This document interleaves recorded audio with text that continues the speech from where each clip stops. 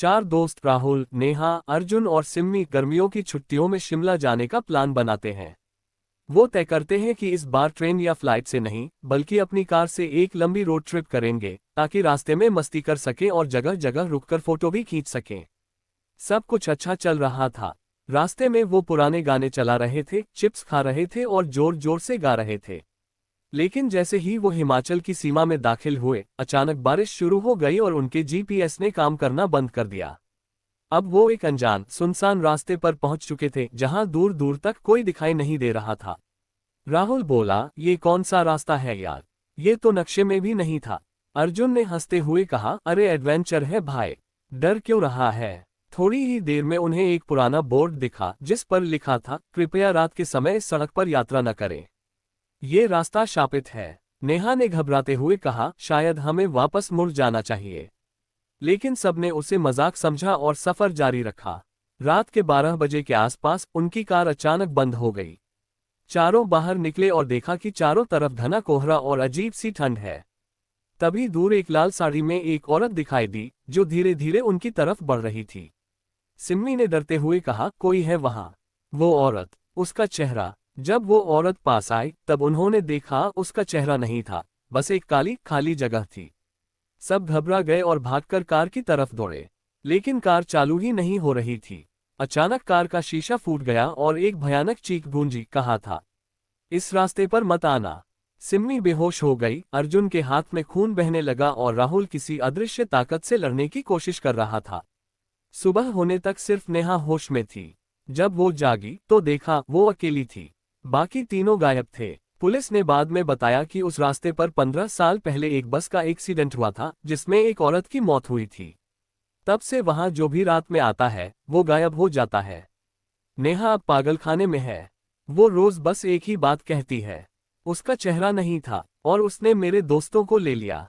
पागलखाने में नेहा की हालत बिगड़ती जा रही थी। डॉक्टर कहते थे कि वो पूरी तरह होश में नहीं है, लेकिन हर रात 12 बजे वो जोर जोर से चीखने लगती थी, वो लौट आएंगे, वो आ रहे हैं। डॉक्टर और नर्सें सोचते थे कि ये उसका भ्रम है, लेकिन एक रात सीसीटीवी में कुछ अजीब रिकॉर्ड हुआ। कैमरे में नेहा के कमरे में एक परछाई दिखी, बिना सिर वाली। अगले दिन नेहा गायब थी। खिड़की अंदर से बंद थी, कोई सुराग नहीं। बस कमरे की दीवार पर खून से लिखा था, सड़क अब शहर तक आ गई है। इसी दौरान शहर में अजीब हादसे होने लगे। बिना वजह लोगों की गाड़ियां रात के वक्त बंद हो जाती और कुछ लोग गायब होने लगे। आखिरी बार उन्हें कहते सुना गया, एक औरत लाल साड़ी में रास्ता पूछ रही थी। राहुल, अर्जुन और सिम्मी के परिवार वाले अब समझ चुके थे कि कुछ तो गड़बड़ है। उन्होंने एक लोकल ओझा से बात की, जिसने बताया, ये आत्मा अब सिर्फ उस सड़क तक सीमित नहीं रही। जिसने उसे देखा वो खुद अब उसके लिए रास्ता बन गया है। नेहा अब शायद मरी नहीं थी, लेकिन वो अब वो इंसान भी नहीं रही थी। कहते हैं, कुछ रातों में जब कोई अकेला ट्रिप पर निकलता है, तो एक लड़की लिफ्ट मांगती है। वो शांति से पीछे बैठ जाती है और फिर धीरे से कहती है, तुम भी उस रास्ते पर चलोगे। शहर में अब लोग उस पुराने रास्ते के बारे में और अधिक बात करने लगे थे। कई लोग जो पहले वह रास्ता पार करते थे, अचानक गायब हो गए थे या पागल हो गए थे। फिर एक दिन एक युवक विवेक, जो एक पुराना इतिहासकार था, ने तय किया कि वह इस रहस्य को सुलझाएगा। उसे विश्वास था कि कुछ ना कुछ ऐसा छुपा हुआ है, जिसे अगर खोजा जाए तो वह आत्मा की कैद से मुक्त हो सकती है। विवेक ने अपनी छानबीन शुरू की। उसने पुराने रिकॉर्ड्स और गवाहों से जानकारी इकट्ठा की। उसे पता चला कि वह सड़क एक बार एक महत्वपूर्ण यात्रा मार्ग था, जो प्राचीन समय में एक मंदिर तक जाता था। लेकिन अचानक उस रास्ते को बंद कर दिया गया था, क्योंकि वहां एक पवित्र यज्ञ के दौरान कुछ भयंकर घटना घटित हुई थी। उस यज्ञ में एक औरत की बलि दी गई थी, जिसका नाम माया था। विवेक ने सुना था कि माया की आत्मा उस हादसे के बाद शापित हो गई थी और आज भी अपनी मौत का बदला ले रही थी। वह खुद को लाल साड़ी में दिखाती थी, लेकिन उसका असली रूप बहुत भयानक था। वो उन सभी लोगों को पकड़ लेती थी जो उस रास्ते पर जाते थे और उन्हें अपनी दुनिया में खींच लाती थी। विवेक ने अब तय किया कि वह उस रास्ते पर जाएगा जहां माया की आत्मा ने अपना वास बना लिया था। उसके साथ कुछ दोस्तों ने भी जाने का फैसला किया। वे सभी अपने साथ तंत्र मंत्र की किताबें और ओझा लेकर गए, ताकि किसी तरह आत्मा से निपटा जा सके।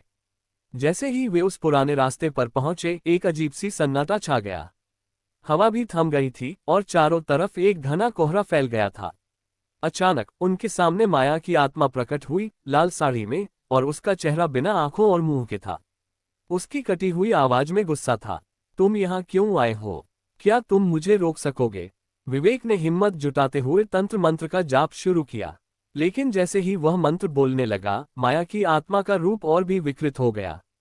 उसकी आवाज गूंजने लगी, तुम सब मेरे पास आओगे, तुम सब यहाँ रहोगे, यही तुम्हारी सजा है। सभी ने डर के मारे भागने की कोशिश की, लेकिन रास्ता पूरी तरह से बंद हो चुका था। विवेक ने फिर से जोर से मंत्र पढ़ा और अचानक माया की आत्मा को एक झटका लगा। वह चीखी और फिर घना अंधेरा छा गया। जब सारा अंधेरा छंटा तो वो लोग उसी सड़क पर थे, लेकिन माया की आत्मा कहीं नहीं दिख रही थी। उन्होंने राहत की सांस ली, लेकिन विवेक को कुछ समझ नहीं आया। फिर उसने देखा कि उसके हाथ पर अचानक एक लाल रेखा उभरी थी, जैसे किसी ने उसे खींचा हो। वही लाल रेखा जो माया की साड़ी का रंग था। क्या विवेक ने उस आत्मा को वाकई मुक्त किया था, या फिर वह केवल एक और बुरे शाप का शिकार हो चुका था? इसका जवाब अब तक कोई नहीं जान पाया। कहते हैं, जो भी उस सड़क के पास से गुजरता है उसे कभी न कभी माया की झलक दिखाई देती है, और फिर से कोई नया रहस्य जुड़ जाता है। विवेक और उसके दोस्त उस भयानक रात के बाद किसी तरह वापस शहर लौट आए, लेकिन उनका दिल और दिमाग शांत नहीं था। माया की आत्मा ने उन्हें छोड़ने का नाम नहीं लिया था।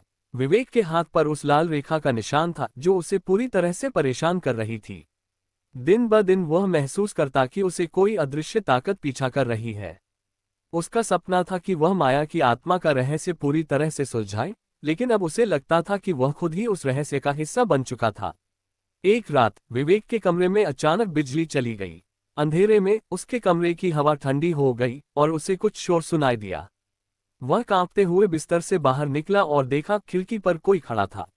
वह कोई और नहीं बल्कि वही लाल साड़ी में लिपटी हुई माया थी। तुमने मुझसे क्यों खेला? माया की आवाज गूंजने लगी। उसकी आवाज में घृणा और गुस्सा था। तुमने मेरी शांति को छेड़ा, अब तुम्हारा समय आया है। विवेक पूरी तरह से डर से जड़ हो गया था। वह जानता था कि माया की आत्मा उसे कभी नहीं छोड़ने वाली थी, लेकिन उसे समझ में नहीं आ रहा था कि अब क्या करे। इसी दौरान विवेक को याद आया कि उसने एक तंत्र मंत्र की किताब में पढ़ा था कि आत्माओं को शांत करने के लिए उनकी मूल कारण को जानना और सुलझाना जरूरी होता है। माया की आत्मा का असली कारण उसके बलिदान में छुपा था। विवेक ने सोचा, अगर वह माया के वास्तविक दर्द और घृणा को समझ सके तो शायद वह उसे मुक्ति दे सके। विवेक ने एक पुरानी मंदिर की कहानी सुनी थी जहां माया की बलि दी गई थी। वह जानता था कि अगर वह उस मंदिर तक पहुंच सके तो शायद माया की आत्मा को शांति मिल सके। उसने फैसला किया कि वह उस मंदिर में जाएगा जहां माया की मौत हुई थी। लेकिन यह रास्ता एक खतरनाक यात्रा थी और विवेक जानता था कि यह कदम उसे और भी खतरों में डाल सकता है। विवेक अपने दोस्तों रजत और नीना को साथ लेकर उस मंदिर की ओर रवाना हुआ। रास्ते में उन्हें अजीब घटनाएं घटीं।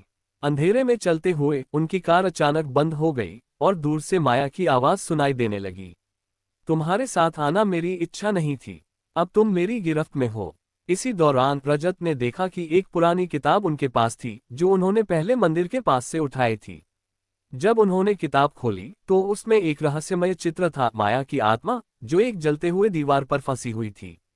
रजत ने पूछा, यह क्या है? क्या हमें ये किताब लेकर चलनी चाहिए? विवेक ने किताब को ध्यान से देखा और फिर वह समझ गया। माया की आत्मा को उन दीवारों में बंद कर दिया गया था जहां उसका बलिदान हुआ था। उसे शांति तभी मिलेगी जब उस मंदिर को फिर से खोला जाएगा और माया की आत्मा को मुक्ति मिलेगी। विवेक, रजत और नीना ने तय किया कि वे उस मंदिर तक पहुंचकर माया को मुक्त करेंगे। जैसे ही वे मंदिर तक पहुंचे, एक डरावनी ठंडी हवा ने उन्हें घेर लिया। वहां एक बड़ा अंधेरा गुफा था जिसमें प्रवेश करने से डर लगता था, लेकिन विवेक ने हिम्मत जुटाई और अंदर प्रवेश किया। वहां उसे माया की आत्मा फिर से दिखाई दी, लेकिन इस बार उसका रूप बदल चुका था। अब वह शांत थी और उसकी आंखों में गहरी वेदना थी।